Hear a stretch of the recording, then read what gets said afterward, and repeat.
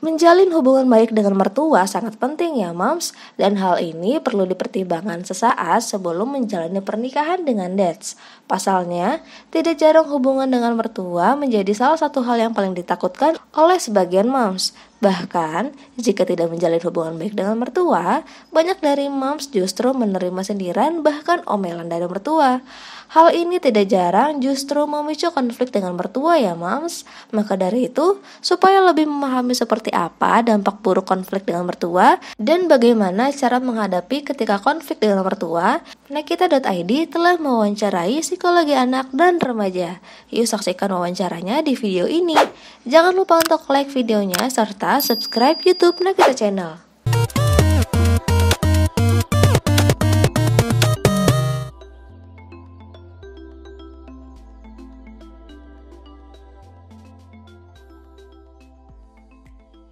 Yang paling penting adalah karena kita juga mungkin baru gitu ya memiliki mertuanya belum lama. Yang pertama menyadari bahwa perubahan itu butuh proses. Tambah awareness kita gitu ya bahwa memang perubahan itu butuh proses gitu. Nggak semuanya akan langsung rukun gitu ya, nggak semuanya akan langsung cocok ya. Nggak semuanya akan langsung sama gitu, itu yang pertama. Kemudian yang kedua juga yang perlu kita pahami adalah latar belakang. Nah, latar belakang ini ada macam-macam sih, bisa jadi kayak budaya ya, budaya bagaimana mertua kita itu dibesarkan, suami kita itu dibesarkan, kemudian juga kebiasaan dari keluarga itu yang mungkin ya bisa jadi sama, bisa jadi juga berbeda gitu ya. Kemudian latar belakang juga cara berkomunikasi di dalam keluarga suami kita itu, baik antara suami kita dengan mertua kita ya, atau misalnya mertua kita dengan anak-anak yang lain, dengan suaminya. Nah, itu hal yang perlu kita pahami sih. Ketiga, yang penting juga adalah ekspektasi. Nah, ekspektasi kita sebagai menantu itu harus kita sesuaikan juga ya. Nah, kita itu bisa mengukur ekspektasi kita itu sesuai atau enggak, itu juga dipengaruhi juga ya sama masa lalu kita, cara kita diasuh waktu kita kecil, terus kalau kita punya trauma juga ya trauma masa lalu kita gitu ya, itu sangat mempengaruhi. Jadi ya 3 hal itu sih menurut aku yang perlu kita perhatikan.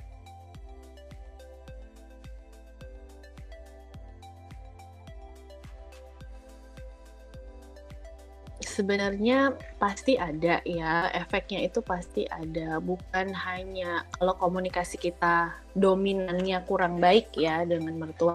Karena kalau ya kurang baik sedikit-sedikit menurut aku ya wajar ya, namanya juga kita dibesarkan di keluarga yang berbeda. Efeknya itu semuanya akan kena gitu ya. Jadi nggak cuma suami kita aja yang kena, nggak cuma kita aja sebagai menantu yang kena, nggak cuma orang tua kita aja. Tapi kadang anak pun itu ikut terkena dampak ya kalau kita udah punya anak ya. Anak pun akan terkena dampaknya. Terkena apa? Nah, ini contoh aja, salah satu contoh ya, pasien di klinik saya. Jadi, karena komunikasinya kurang baik nih antara mertua dengan menantu gitu ya. Juga kurang baik juga antara ibu dengan anaknya ini gitu ya, kurang baik juga hubungannya padahal mereka tinggalnya satu rumah. Nah, akhirnya yang menjadi korban adalah cucunya atau si anaknya ini, yaitu dia mendapatkan pengasuhan yang jauh berbeda. Artinya gini, sama bapak ibunya nggak boleh, sama neneknya boleh semuanya. Nah ini dampak buruknya sih kayak gini, jadinya apa yang muncul di anak ini? Jadinya anak ini kalau yang pasien saya itu ya, dia jadinya sangat susah kooperatif ya, karena memang kalau dengan neneknya itu sangat dimanjakan ya, semuanya serba boleh.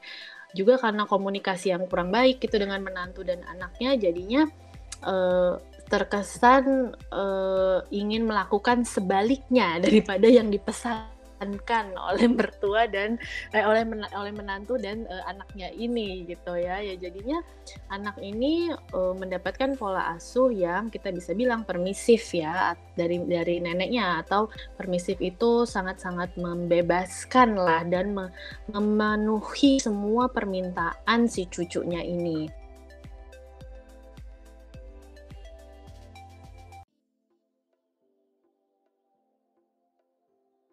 Yang pertama seringkali menghindar. Oh, ini banyaknya menghindar.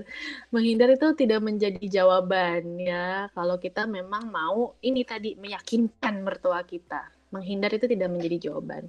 Ada lagi style yang kedua, mengakomodasi. Maksudnya mengakomodasi itu apa?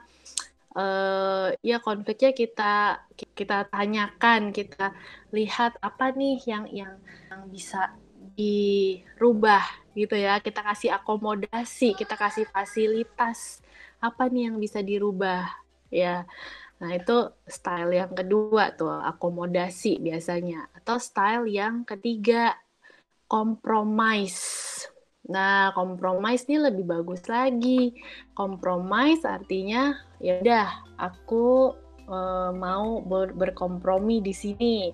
Tapi mama juga harus berkompromi dong. Misalnya aku ya udah kekurangan aku di sini, tapi mama juga harus terima dong. Aku mungkin gak akan berubahnya 100%, tapi mungkin 80% aja aku coba dulu gitu kan. 80% udah bagus. Jadi ada menghindar, avoidance, mengakomodasi, atau tadi berkompromi masing-masing pihak ya. Kalau akomodasi kan ya salah satu pihak aja. Jadi kompromi terutama salah satu dari tiga itu yang lebih tepat.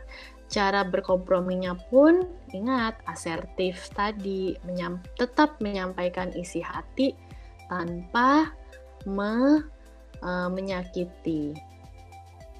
Itu dia Moms, jawaban seputar menghadapi konflik dengan mertua. Saksikan wawancara eksklusif lainnya hanya di YouTube Nakita Channel. Sampai jumpa di video selanjutnya ya.